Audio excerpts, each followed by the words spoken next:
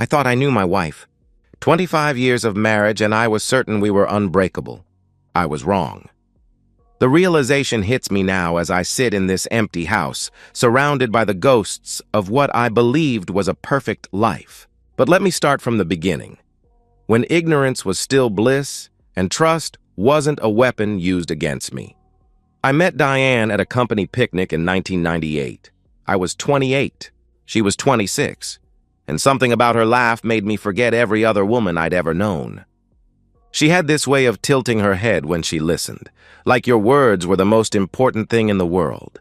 We dated for 3 years, real courtship, not the rushed modern nonsense. Dinners, movies, long walks where we talked about everything and nothing. I proposed on the same bench where we'd had our first real conversation.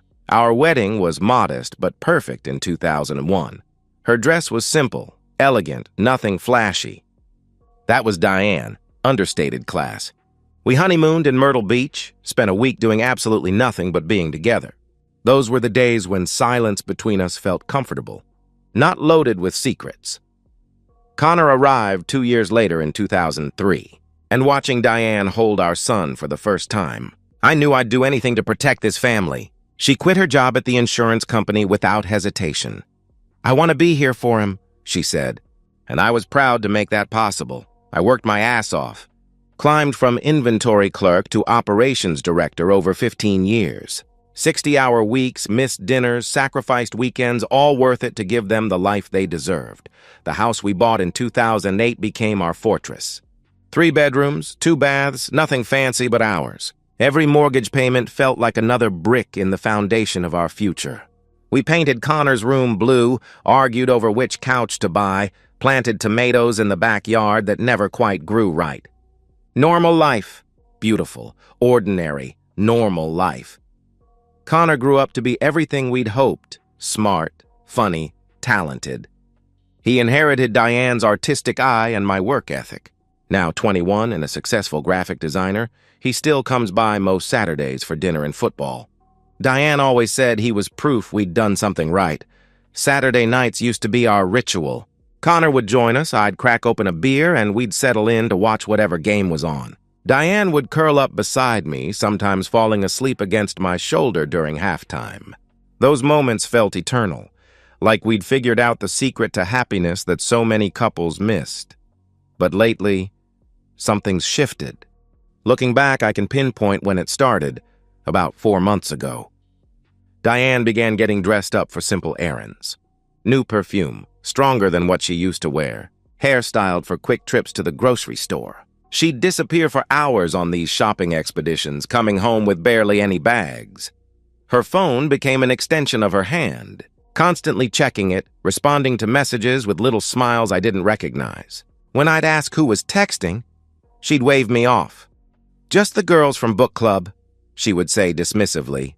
But when I suggested we invite her book club friends over for dinner, she made excuses. "They're very private people, Richard. Not really the dinner party type," she replied with an edge to her voice. New friends I'd never met. Names dropped in conversation, but never any details. "Oh, you know how Sarah is," she'd say, except I'd never heard of Sarah before. When I'd press for specifics, Diane would get that look, like I was being controlling. Suspicious for no reason, the dismissiveness hurt most. Simple questions about her day met with sighs and eye rolls. "Nothing interesting happened, Richard." "Just errands," she would respond when I asked about her day. But she'd be energized in a way that contradicted her words. Humming songs I didn't recognize, checking her reflection in every mirror she passed. I told myself it was healthy. Maybe she was rediscovering herself now that Connor was independent. Maybe the book club was helping her make new connections. Maybe I was being the paranoid husband every woman complains about. So I bit my tongue, ignored the warning bells, and chose to trust the woman I'd loved for a quarter of a century. Tonight feels different, though. Connor's here for the weekend, a rare treat since he moved across town. We're settled in our usual spots. Monday night football queued up, everything normal except for the tension I can't quite name. Diane appears in the living room doorway, and I do a double take. She's dressed like she's going to dinner at a nice restaurant, not shopping at the mall. Black dress I've never seen before, the kind that costs more than our weekly grocery budget. Her makeup is perfect, jewelry carefully chosen. The perfume hits me from across the room, not the light floral scent I've known for years, but something heavier, more seductive. "Shopping with the girls," she announces, leaning down to kiss my cheek. Her lips linger a fraction too long, and there's something performative about the gesture, like she's proving something to herself rather than showing affection. "Have fun, honey," I respond, barely glancing up from the screen, but Connor's reaction catches my attention. His smile is wrong, tight, forced, like he's trying not to reveal something. Our eyes meet for just a second, and I see something there that makes my stomach clench. Knowledge, discomfort, the look of someone carrying a burden they don't want. After Diane leaves, the atmosphere in the room shifts like a storm front moving in. Connor fidgets with his beer, eyes darting everywhere except to me. The game plays on, but neither of us is really watching. Minutes tick by in loaded silence. Finally, Connor sets down his beer and turns to face me. His face is pale, jaw tight, and I know with absolute certainty that whatever he's about to say will change everything. "Dad," he says, his voice barely above a whisper. "Can I talk to you about something?" "About Mom." The words hang in the air between us like a death sentence, and I realize that deep down, I've been waiting for this moment longer than I want to admit. "What about Mom?" I ask, forcing my voice to stay steady. Connor runs his hands through his hair, a nervous habit he's had since he was 10, and I can see him struggling with where to start. The silence stretches between us, filled only by the distant sound of the football commentators and my own heartbeat thundering in my ears. "Last Tuesday," Connor finally begins, "I was at Riverside Mall getting supplies for a client project. You know how Mom shops there all the time?" I nod. "Tuesday. The day Diane said she was having lunch with her book club. I saw her car in the parking lot. That red sedan with her vanity plate. Couldn't miss it," he continues. My chest tightens, but I don't interrupt. At first, I didn't think anything of it. "Mom shops there constantly, right? But then..." Connor's voice cracks, and he looks like he's going to be sick. "Then I saw her with someone, a guy. Young guy, maybe mid-20s. They weren't just talking, Dad." The room starts to spin slightly, but I grip the arm of the couch and keep my expression neutral. "What do you mean?" I ask quietly. Connor reaches into his pocket and pulls out his phone with trembling hands. I thought maybe I was seeing things. Maybe it was innocent, and I was just being paranoid. He swallows hard. "I recorded it. I had to know for sure." He hands me the phone, and for a moment, I just stare at the black screen, knowing that once I press play, there's no going back. 25 years of marriage, of trust, of building a life together. It might all be about to crumble with the touch of a button. I press play. The video is shaky at first. Connor clearly trying to get a better angle while staying hidden. But then the image stabilizes and I see her. My wife, pressed against a silver Honda Civic in the mall parking lot, her hands tangled in a young man's dark hair, kissing him with a passion I haven't seen from her in years. This isn't a goodbye peck or a friendly hug that could be misinterpreted. This is intimate, familiar, practiced. The way she melts into him, the way he holds her face like he's done it 1,000 times before, this is the kiss of lovers, not strangers. I watch my wife of 25 years laugh between kisses, watch her check her surroundings with the calculated awareness of someone who knows exactly what they're doing wrong. The timestamp in the corner reads last Tuesday, 2:47 p.m., the exact time she told me she was having grilled salmon with Margaret from book club. The video ends with Diane breaking away from the kiss, smoothing her hair, and walking back to her car like nothing happened. The young man watches her go with an arrogant smile that makes my blood boil. I replay the video. Then again. Each viewing drives the knife deeper, but I need to memorize every detail. His face, clean-shaven, arrogant, probably thinks he's invincible. The license plate on the Honda, partially visible in one frame. The way Diane moves, confident and careful, like this is routine. "The book club," I say quietly, more to myself than to Connor. "She said she was at lunch with the book club." "I know," Connor whispers. "I wanted to be wrong, Dad. I hoped I was crazy." Something cold settles over me, replacing the initial shock. It's not rage, not yet. It's something more dangerous. Clarity, calculation, the same methodical thinking that helped me climb from inventory clerk to operations director, except now I'm applying it to the systematic destruction of my marriage. I hand the phone back to Connor and stand up, my movements deliberate and controlled. She said she's going shopping tonight, I say, my voice eerily calm. Same mall. Same routine? Dad, what are you thinking? Connor asks, looking up at me with worried eyes. I'm thinking that if she's doing this regularly and that video suggests she is, then tonight we're going to catch her. Not just kissing this time, we're going to get proof that will stand up in court, I explain. Maybe we should just confront her here at home. Connor starts. No, I interrupt sharply, the word coming out final. Home is safe territory for her. She can lie, make excuses, manipulate the situation. Out there in the act, with no escape and no preparation, that's where we'll get the truth. I'm already moving toward the hallway closet, grabbing my jacket. My mind races through logistics, divorce lawyers, asset protection, custody considerations, even though Connor's an adult.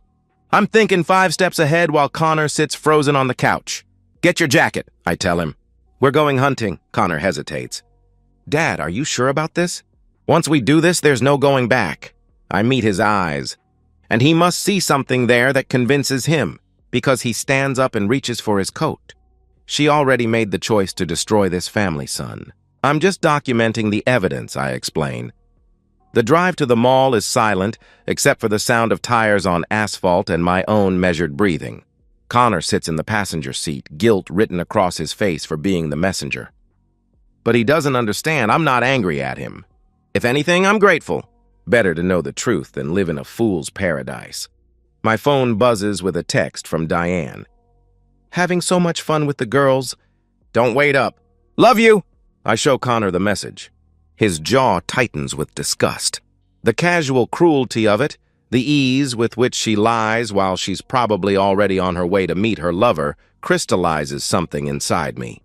This isn't just betrayal. It's calculated deception from someone who thinks I'm too stupid, too trusting, too comfortable to ever catch on. She's wrong. 2 blocks ahead. I spot her red sedan with its vanity plate, Diane 51, a birthday gift to herself that I paid for, driving to meet another man. The irony would be funny if it weren't so devastating. There, Connor says unnecessarily. I can see her, following her usual route to Riverside Mall just like he predicted. I kill the headlights and drop back, maintaining visual contact while staying invisible. Stay back, I whisper to Connor, though we're alone in the car. She can't know we're here, not yet. Not until it's too late for her to run.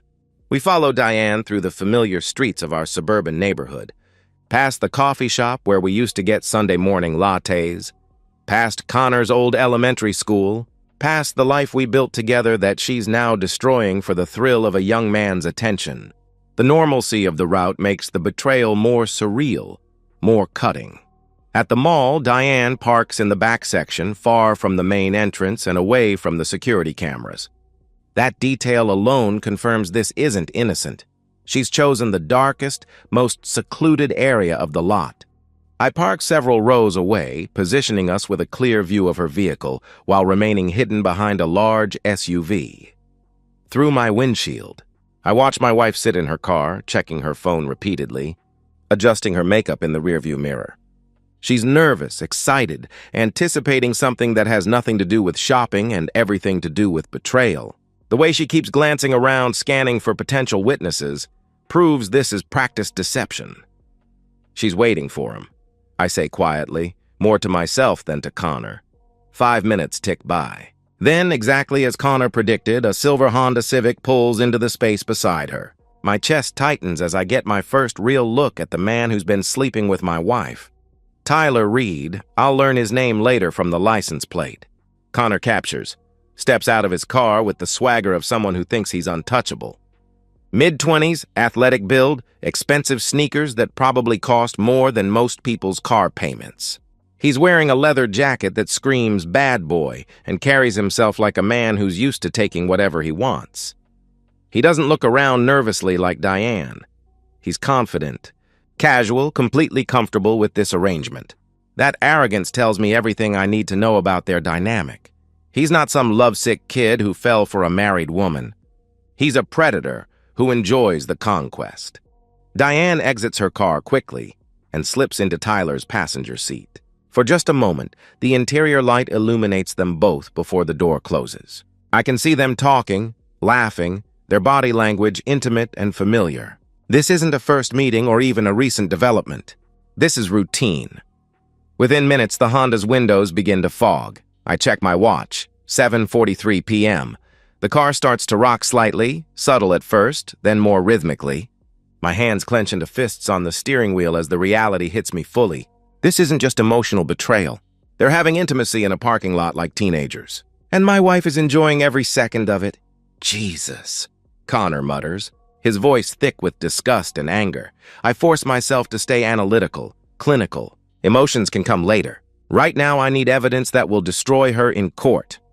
I need you to record everything that happens next, I tell Connor, my voice steady despite the rage building in my chest.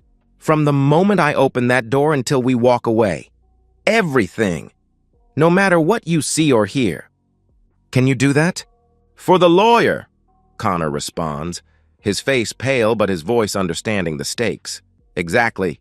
Adultery allegations require proof. Visual evidence of the act? That changes everything. She won't get a penny of my money, and if she tries to claim I'm the bad guy in this divorce, we'll have the truth to show the judge, I explain. We exit my car silently, Connor holding his phone steady, already recording.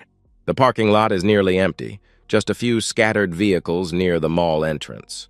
No witnesses except us. Perfect. As we approach the Honda, the sounds become audible. Muffled laughter, breathless whispers, the unmistakable sounds of two people who think they're invisible to the world. The car rocks more obviously now, and I can see movement through the fogged windows, shapes shifting, bodies moving in the rhythm of betrayal. My hand hovers over the door handle. This is it, the point of no return. Once I open this door, 25 years of marriage officially ends. Our life together becomes evidence in a court case. Diane becomes an adversary instead of a partner. I look at Connor one last time. His face is set with grim determination, phone steady in his hands. Whatever you see in there, I tell him quietly. Remember that she chose this, not us. Then I yank the door open. Diane's scream pierces the night air like a siren. She's naked, straddling Tyler, hands braced against his chest, completely lost in the moment until reality crashes down on her. Her face goes from pleasure to horror in an instant, eyes wide with the kind of panic that comes from being caught in an unforgivable act. Tyler's reaction is even better. His eyes go wide with shock and fear, scrambling to cover himself with his hands while looking around frantically for his clothes in the cramped space. The arrogant swagger is gone, replaced by the pathetic vulnerability of a man who realizes he's not dealing with an oblivious husband but a very angry one. Who's been planning this moment. Connor's camera captures everything in high definition. The scattered clothing draped over the seats and hanging from the rearview mirror. Tyler's expensive sneakers tossed carelessly on the floor. Most damning of all, the wedding photo that Diane keeps in her purse, the one from our honeymoon lying face down on the dashboard like discarded trash. What the hell? Tyler shouts, trying to push Diane off him while simultaneously reaching for his clothes. But there's nowhere to hide in the confined space, nowhere to run, no way to deny what we've caught them doing. I reach into the car and grab Tyler's arm, my grip iron strong from years of manual labor. His skin is slick with sweat, and I can smell my wife's perfume on him. The same expensive scent she's been wearing for months, the one she claimed was a gift from her book club friends. With one swift motion, I yank him from the car. Tyler tumbles onto the pavement, naked, exposed, utterly helpless. He scrambles backward on the cold concrete, finally understanding that his night of pleasure is about to become something much more dangerous. "Please, man, I can explain." Tyler starts, but his voice cracks with fear. I take a step toward him, my shadow falling across his pathetic form, and see something I haven't felt in years. Pure, focused rage. This boy, because that's what he is, despite his age. This child thought he could take what belonged to me and walk away unscathed. He thought wrong. My fist clenches, and Tyler sees it coming. His eyes widen with the sudden realization that he's not dealing with a cuckolded husband begging for explanations. He's facing a man with nothing left to lose. My first punch lands square on Tyler's jaw with the sound of breaking bone. 25 years of suppressed rage, of believing the best in people, of trusting when I should have been suspicious. All of it explodes through my knuckles into his arrogant face. Tyler's head snaps back and he crashes to the pavement, blood immediately streaming from his mouth and staining the concrete. He tries to crawl away, grabbing desperately for his scattered clothes, but Connor steps forward and plants his foot firmly on Tyler's hand. "Stay down," Connor says, his voice ice cold.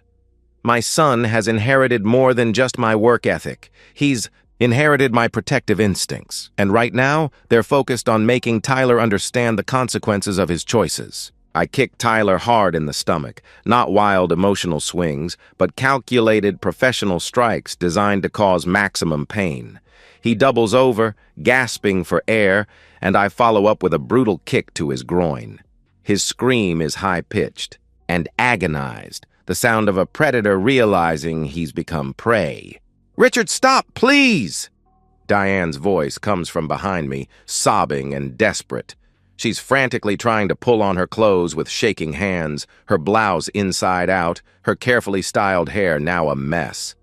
She looks nothing like the composed woman who kissed my cheek 2 hours ago. She looks exactly like what she is, a cheating wife caught in the act. But I don't stop. I kick Tyler again, ribs this time, then his back when he tries to protect his stomach. Each impact is for a year of marriage that meant nothing to her. For every lie she told, for every time she came home from these meetings and kissed me hello like a loving wife. Tyler curls into a fetal position, whimpering and bleeding, no longer the confident young man who thought he could steal another man's wife without consequences. He's just a broken, pathetic figure on cold pavement, learning that actions have prices he never considered. I step back, breathing hard, my knuckles split and bleeding. But I don't feel satisfaction, just a cold emptiness where my marriage used to be. Violence doesn't heal betrayal. It just makes the silence afterward feel heavier. Connor turns his attention to Diane, who's stumbled out of the car, mascara streaming down her face, pleading incoherently. "Connor, baby, please. I'm so sorry, it was a mistake. I never meant—" She sobs desperately. "You're not my mother anymore," Connor replies flatly, cutting through her desperate words. Then he punches her, once, clean and precise across the face. It's not brutal like what we did to Tyler, but it's enough. Diane's head snaps back and she collapses against the car seat, sobbing, hand pressed to her rapidly swelling cheek. Blood trickles from her split lip, and I feel a grim satisfaction seeing her perfect makeup destroyed. "Let's go, Dad," Connor says, pocketing his phone. "We got everything we need." We walk away without looking back, leaving Tyler groaning on the pavement and Diane crying in the car, both of them completely destroyed. The parking lot feels different. Now, no longer a place of betrayal, but a crime scene where justice was served. In my car, we drive 3 blocks in complete silence before I pull over. My hands are shaking now as the adrenaline wears off, but my mind is crystal clear. I know exactly what needs to happen next. I make 2 calls. First, to Mark, my locksmith, friend from the union days. "Mark, I need you at my house. Now. Change every lock. Front door, back door, garage, windows, everything. I'll explain when you get there. Mark's been through his own divorce. He doesn't ask questions." "On my way, Richard. 20 minutes, he responds immediately. Second call is to George, my lawyer friend who handles divorce cases. "George, I need to file for divorce first thing Monday morning. Adultery. I have video evidence, before, during, and after. I'm sending it to you now." I airdrop the video from Connor's phone to mine, then forward it to George. My phone rings within 2 minutes. "Richard?"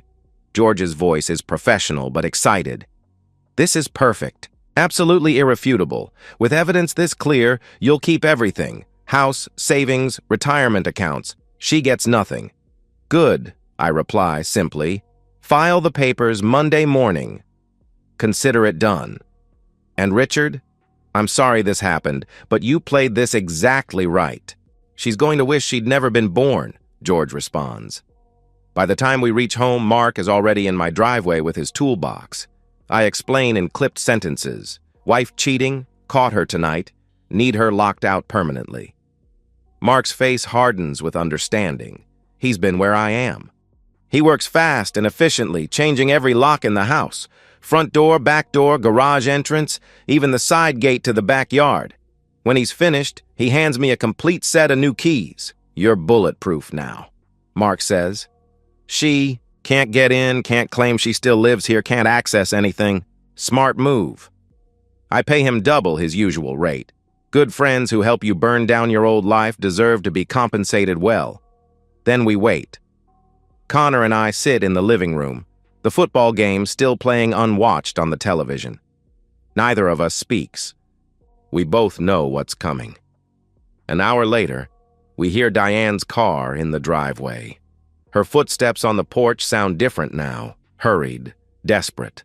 Her key slides into the lock, but it doesn't turn. She tries again, rattling the handle. Nothing. "Richard! Richard! Open the door!" Her voice is high-pitched with panic, all pretense of composure gone. "Please, let me in! I can explain everything!" I walk to the door but don't open it. Through the wood, I can hear her breathing heavily, crying, probably trying to figure out what went wrong with her carefully managed double life. "Go stay with Tyler," I say loud enough for her to hear. "Please, it was a mistake. I was confused, I was stupid, but it didn't mean anything." She sobs, pounding on the door with her fists. "Connor, please, I'm your mother, help me." Connor appears beside me, his face stone cold. "No, you're not," he calls through the door. "You stopped being my mother the second you decided to cheat on Dad." I have nowhere to go. Diane collapses on the porch, her sobs echoing through the quiet neighborhood.